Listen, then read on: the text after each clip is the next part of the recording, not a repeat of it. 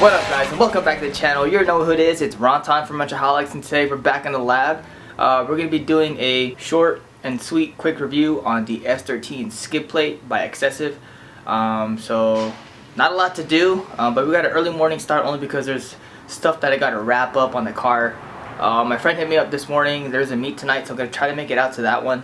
If I can't make it out to that one, I'm going to be going to another meet on Saturday, Cars and Coffee in San Clemente. I went to that one last year, and it was actually the last one of the year, and it was a really good one, so I really enjoyed my time there. So I'm going to try to make it to that one for sure, if I can't make it out to tonight's meet. But anyways, let's get to it. Top side view of the skid plate. Again, this is a bolt-on affair. It takes some, pretty much you just take, I think it's one or two of the bolts from the tension brace, and you bolt it up to there, and then you'll also be bolting the back part of that skid plate to the subframe, the front cross members. So we'll go underneath and show you how easy that is. Again, it's super short and simple, bolt on, really nothing to mod. I say that with a heavy heart, because sometimes even parts that are meant for this car, you still gotta mod stuff around it in order for it to fit. I had to do a little bit of modding, but nothing too crazy. So let's go underneath and I'll show you what it looks like.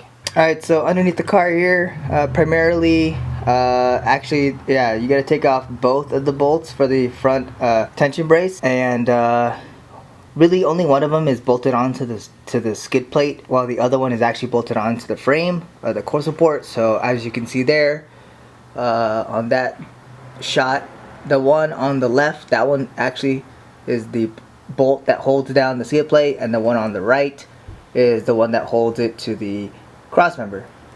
I have an extra bolt here that's not supposed to be there. The only reason why it's there is because that is my bracket for my front mount intercooler.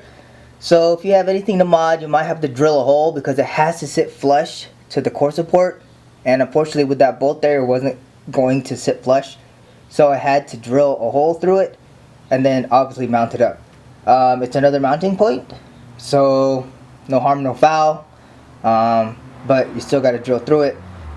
And this one's made out of steel, so drilling through it was not easy. But yeah, you know, you got to do what you got to do. So there you have it. And then I'm going to show you the last two, the ones on the back. Alright, so as you can see, those two Allen head bolts. So they do give you hardware. It's basically a nut and a bolt, but unfortunately I have poly mount, so it dropped the engine, and on top of that I do have the Tomei oversized oil pan, and for some odd reason, some of the dimensions, I just wasn't, I had no space in order for me to mount up on the back here. So what I had to do was I used the rib nut, secured it to my subframe, and then secured that with the Allen head bolts, and we're all good to go. And as you can see, the reason why I bought a skid plate, my car's not low, I don't claim to be low, but low enough to do that. So let me get some in focus shots of that. Alright, so there you guys have it, skid plate. The reason why you get it is because of that. Pros and cons, let's get to it, only because that's what you guys are here for. So let's go back upstairs. And that right there, just so that you guys can see, that is the black bar there. Obviously the OEM sway bar. The one in blue is the Cusco tension brace, and that's pretty much it. So, but anyways, pros and cons. So alright, so pros, bolt-on affair. They give you the hardware, and the fitment on point. Unless you did some damage that you don't know of, or unless you have damage that you don't know of, or you did damage your front end, may not work out. If you have a custom front end where it's tubed, then you might need to make sure that before you do all that mod, you have to make sure that you get the skid plate so that you can have it all mounted up and basically resemble the OEM radiator support in order to mount it up correctly. The next thing are the cons.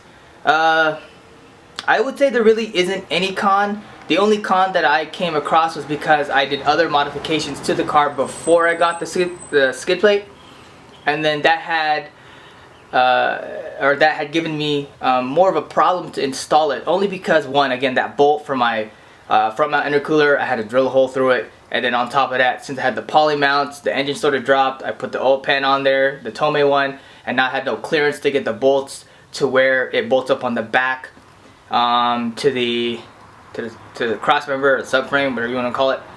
But that's pretty much it. So there really isn't a con per se, but again, super short and simple when you do it. It's just a bolt on. As long as you got everything OEM on the bottom, nothing too crazy, super short, simple, bolt on. Take bolts off, put this back on, tighten it up, and jam out.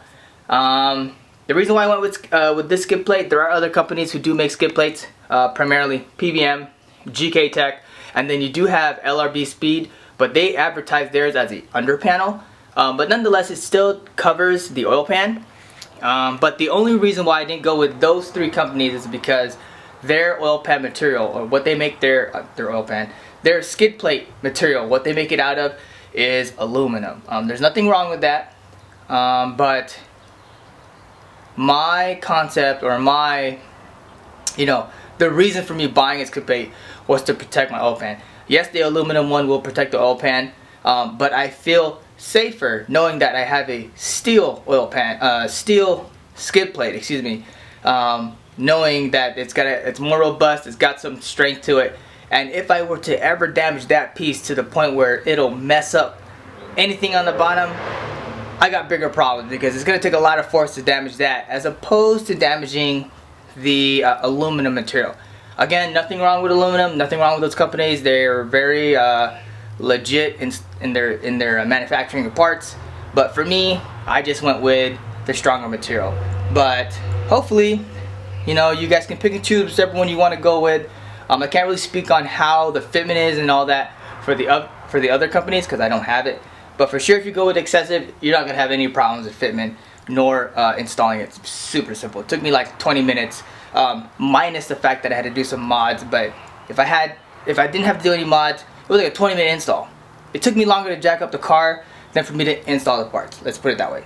But anyways, super short and simple. That's a wrap. My day one's out there. You already know what time it is. Hype is for the moment, and style is forever. Deuces.